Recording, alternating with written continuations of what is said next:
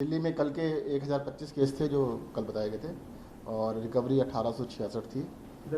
अभी तक दिल्ली में 1,28,389 केस आ चुके हैं और 1,10,931 लोग रिकवर होकर ठीक होकर चुके हैं। एक्टिव केस 13,681 हैं और हॉस्पिटल्स में जो बेड ऑक्यूपाइड हैं लगभग 20% ऑक्यूपाइड है। 80% के करीब बेड्स हमारे पास अवेलेबल है। सर, अगर पूरे देश की बात करें तो लगातार जो अब कोटे हैं वो 50,000 पर दिन के हिसाब से आने लगे हैं। लगभग देखा गया कि 2 दिन में लगभग 1 लाख नए केसेज आ रहे। क्या वजह रह रही है कि इस तरह नंबर पूरे देश में बढ़ रहे हैं? अगर आप दिल्ली के स्वास्थ्य मंत्री हैं, आप लोगों ने हाल के दिनों में जो काम किया, आंकड़े दिल्ली में नीचे आए, बाकी राज्यों में देखिए पूरे देश के अंदर अभी पिछले 10 दिन के अंदर देखा जाए तो पॉजिटिविटी रेशियो भी जो है ना वो बढ़ी है। दिल्ली ऐसा है जहाँ पे घटी है। दिल्ली की अब आज की जो पॉजिटिविटी रेशियो है 5% है। जितने टेस्ट किए गए उसमें से 5% पॉजिटिव हैं। एक टाइम ऐसा था जो पॉजिटिव 30% या उससे भी ज़्यादा आ रहे थे। तो दिस ए गुड सिनेरियो। और देखो मैं तो पहले से ही कहता रहा हूँ, फिर से रिपीट कर देता हूँ, जितनी भी दिल्ली के अंदर कोरोना दिल्ली में पैदा नहीं हुआ था, विदेशों से फ्लाइट आई थी, हज़ारों लोग दिल्ली में आए थे और उसकी वजह से कोरोना स्टार्ट हुआ था। सबसे पहले दिल्ली में एक्सप्लोड हुआ था। तब बहुत लोग शोर मचा रहे थे दिल्ली में इतना केस हो गए, दिल्ली में इतने केस हो गए। दिल्ली की वजह से नहीं थे, दिल्ली में पूरे देश के ऐसे भी थे जिन्होंने किसी और राज्य में जाना था, दिल्ली में आए, फिर यहाँ पे रुके। और एक टाइम ऐसा था कि भाई विदेशी भी बहुत सारे थे जिनके ऊपर कोई रेस्ट्रिक्शंस नहीं थी, वो भी आए। तो सबसे बड़ा कारण था कि जो विदेशों से बल्क में लोग आए थे उसकी वजह से तेजी से फैला था। सर, बाकी राज्यों की अगर बात दिख रही है आपको, वजह देखो इस वायरस के बारे में कहना तो कुछ भी मुश्किल है। बाकी मैं तो ये कह सकता हूँ, देखो इसको रोक पाना इतना आसान नहीं है, परंतु इसका मुझे लगता है सबसे ज़्यादा इंपॉर्टेंट है कि हमारे को कोई भी अगर इन्फेक्ट होता है उसको ठीक करने की कोशिश ज़्यादा करनी चाहिए। भाई जो सबसे इंपॉर्टेंट है कि डेथ को कैसे कम कर सकते हैं। मैं आपको छोटा सा इंटरवेंशन है जो दिल्ली सरकार ने किया, पल्स ऑक्सीमीटर। पल्स ऑक्सीमीटर हम 24,000 से ज़्यादा होम आइसोलेशन में लोगों को बांट चुके हैं। वो पल्स ऑक्सीमीटर की छोटी सी इंटरवेंशन है, सबको हम पल्स ऑक्सीमीटर देते हैं, एक आदमी को देते हैं, उससे कितने लोगों की जान बची। मैं खुद कह सकता हूँ, मैं इसका खुद, क्योंकि हमने पल्स ऑक्सीमीटर सबको दे रहे थे, तो जब जैसे मुझे फीवर हो तो एक पल्स ऑक्सीमीटर मैंने भी रख लिया। तो जो मुझे, मैं कहता हूँ कि मेरी जान बचाने में पल्स ऑक्सीमीटर का हाथ रहा। सर, कोवैक्सीन का जो ह्यूमन बात की गई उसका क्या कहना है? बहुत अच्छी चीज़ है कि भाई जल्द से जल्द वैक्सीन इसके लिए अगर अवेलेबल होता है तो मुझे लगता है लोग काफ़ी प्रोटेक्टेड रहेंगे। सर, एक खबर सामने आ रही है कि प्राइवेट हॉस्पिटलिंग का इशू है वो काफ़ी ज़्यादा निकल के आ रहा है। जो लोग, एक मामला सामने आया जिसमें एक बंदा एक हॉस्पिटल में गया, प्राइवेट हॉस्पिटल, 3 घंटे बैठा, उसको लगभग 17 से 18,000 का बिल दे दिया गया रिसेप्शन में बैठ के। ऐसे कई अस्पताल हैं जो ओवर बिलिंग कर रहे हैं। इसको लेकर राज्य सरकार क्या कर रही है? नहीं, ये हमारे संज्ञान में नहीं आया। आप भेजिएगा, देखिए इसके खिलाफ कार्रवाई की जाएगी। और ये कोविड का किस्सा है, नहीं मेरे को इस बारे में पता नहीं लगा। सर, एक मामला और हुआ है कि ICMR की गाइडलाइन को ठीक से नहीं फॉलो किया जा रहा है।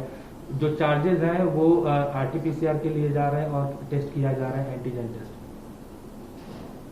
नहीं देखो, दोनों के लिए अलग अलग रेट है। RT-PCR के 2400 रुपये फिक्स हैं, उससे ज़्यादा ले नहीं सकते हैं आप। और रैपिड एंटीजन जो टेस्ट है उसके 2400 नहीं ले सकते हैं। आप जितने भी इस तरह के सारे हमारे को लिख के दीजिए, सबके खिलाफ कार्रवाई करेंगे। जैसा सबसे बड़ी बात जिस हिसाब से, हाँ, क्या उसे कोविड में तब्दील अभी डेडिकेटेड कोविड उसके अंदर इलाज के लिए हम कर रहे हैं। अभी हॉस्पिटल का कंप्लीट सारा काम पूरा नहीं हुआ क्योंकि कोविड की वजह से, मतलब जो लॉकडाउन की वजह से काम रुक गया था। उससे पहले दिल्ली के अंदर 2-3 महीने एनवायरनमेंट की वजह से काम रुका था, तो काम अभी कुछ बाकी है। अभी 450 के करीब बेड हम स्टार्ट कर रहे हैं और अभी डेडिकेटेड हॉस्पिटल कोविड के लिए रखेंगे। देखो मैं आपको बता देता हूँ, दिल्ली के अंदर आज स्थिति संतोषजनक है, पर हमें अपने तैयारियां रखनी है। ऐसा देखो, शुरू से हम बार बार कह रहे थे कि हमें हमेशा जितने पेशेंट एडमिट होंगे उससे 2 गुने 3 गुने बेड बना के रखने हैं और उसी वजह से दिल्ली के अंदर हम इसको कर पाए हैं। आगे के लिए भी हम तैयारी कर रहे हैं। काफ़ी एक्सपर्ट्स ये भी कहते हैं कि भाई हो सकता है ये अभी एकदम से खत्म ना हो, काफ़ी समय तक चले, तो उसकी तैयारी रखेंगे। अम्बेडकर हॉस्पिटल की बात करें, कब तक उसका उद्घाटन? जल्द उसकी भी तैयारी बिल्कुल बॉर फुटिंग पे चल रही है, उसको भी जल्दी स्टार्ट किया जाएगा। सर, कंटेनमेंट या बातचीत हुई केंद्र सरकार से, आप कह रहे थे कि कंटेनमेंट जोन ऐसे हैं काफी जो 3 या 4 महीने से लगातार कंटेनमेंट बने हुए हैं। देखो मुझे लगता है आगे की रणनीति क्या है सरकार की, क्योंकि 700 के पार पहुंच चुका है दिल्ली में कंटेनमेंट जोन का। मुझे लगता है केंद्र सरकार को अपनी नीति को थोड़ा सा रिव्यू करने की आवश्यकता है। जो सीरो सर्वे किया गया, सीरो सर्वे में 24% लोग पॉजिटिव आए और अब 1 महीना हो भी चुका है। अगले वाले में शायद हो सकता है 35% या 40% पहुंचेगा। तो उस पॉलिसी को ही पूरे को रिव्यू करने की आवश्यकता है। पूरे देश के लिए सेम चलना मुश्किल है, आपको अलग अलग एरियाज के लिए अलग अलग करनी पड़ेगी। अगर दिल्ली में पॉजिटिविटी, इतने लोग ठीक हो चुके हैं इन्फेक्ट होके आप सोच के देखिए 25% आबादी इन्फेक्ट हुई और ठीक हो गई। कई लोग इसको कह रहे हैं इन्फेक्टेड है, इन्फेक्टेड नहीं है, वो ठीक हो चुके हैं, उनमें एंटीबॉडीज बन चुके हैं। अगर 25% आबादी ठीक हो चुकी है तो ये मतलब एक संतोष की बात है। और मुझे लगता है कि हमारे को नीति जो है उस हिसाब से अलग अलग बनानी चाहिए। अलग अलग पॉलिसी में किस तरह का बदलाव आप चाहते हैं?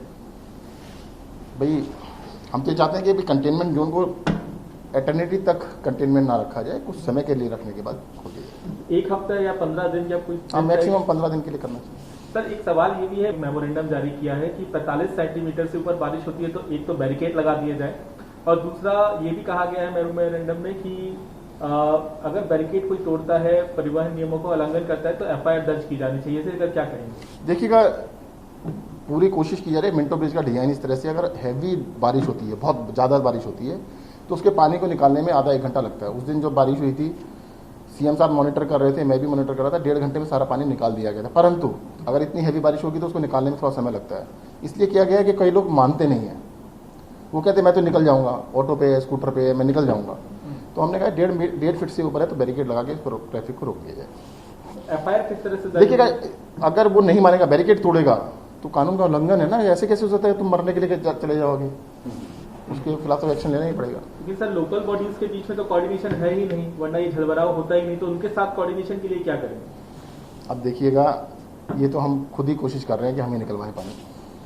सर एक सवाल जो थोड़ा सा है कि यमुना जो है पुराने आरोप में आ गया, गंदा हो गया, झागदार यानी पोल्यूटेड हो गया है, तो इसको लेकर क्या? क्योंकि जिस हिसाब से अगर कहें कि लॉकडाउन के समय यमुना जो साफ सुथरी नजर आ रही थी, अब फिर से अनलॉक में देखिएगा, लॉकडाउन के अंदर काफ़ी फर्क पड़ा था, और उसका रीज़न है कि मतलब जो एक्टिविटीज़ थी काफ़ी कम हो गई थी, तो फ़र्क तो था। बट हमने लॉन्ग टर्म प्लान बनाया हुआ है जो कि लगभग 6 महीने डिले हो गया है, बट हम we will clean Yamuna. Delhi सरकार कमिटेड है, हम पूरी यमुना को क्लीन करेंगे। तो क्या उम्मीद कब तक कुछ? क्योंकि अगर धीरे धीरे अनलॉक में अगर धीरे धीरे और भी छूट मिली, फैक्ट्री और खुली, होटल इंडस्ट्री खुली, तो नाला जो है, बड़े बड़े नाले, नजरगढ़ ड्रेन हुआ या तमाम और ड्रेन, अगर वो गंदगी बढ़ती है तो फिर इसके लिए कैसे? देखिएगा, दिल्ली के अंदर जो यमुना के अंदर आता है, एक नजफगढ़ ड्रेन से 105 MGD वाटर हरियाणा से आता है गंदा पानी, इधर यूपी की तरफ से 60 MGD बिल्कुल इंडस्ट्रियल वेस्ट सारा दिल्ली में आता है। तो इस पोल्यूशन का काफ़ी बड़ा भाग वो भी है। तो सबके लिए बातचीत उनसे भी चल रही है, हम भी अपनी तरफ से कर रहे हैं, और आने वाले 3-4 साल में बिल्कुल यमुना को साफ करेंगे। लेकिन लॉकडाउन के दौरान जैसा कि आपने कहा, बहुत सी फैक्ट्री बंद थी, सब कुछ बंद था, लेकिन अब यमुना नदी में केमिकल वेस्ट बहुत ज़्यादा दिख रहा है, यमुना नदी बहुत ज़्यादा और काली भी हो गई है। तो ऐसे में इन फैक्ट्रियों पे लगाम लगाने के लिए या इन फैक्ट्री का पानी यमुना नदी में ना जाए, इसके लिए अब तक कोई प्लान है क्या? नहीं, देखिए, दिल्ली के अंदर तो कोई भी ऐसी पॉलिटिक फैक्ट्री अगर है तो उसके खिलाफ सख्त कार्रवाई की जाएगी। अगर बंद भी करनी पड़े तो करेंगे। परंतु अभी मैंने जैसे बताया आपको, बादशाहपुर से 105 MGD वाटर आता है और काफ़ी पॉल्यूटेड है, बहुत ज़्यादा पॉल्यूटेड है। इसी तरह से यूपी की तरफ से आता है, इंडस्ट्रियल वेस्ट साहिबाबाद की तरफ से इस तरफ से आता है, काफ़ी पॉल्यूटेड है, वो भी एक इशू है।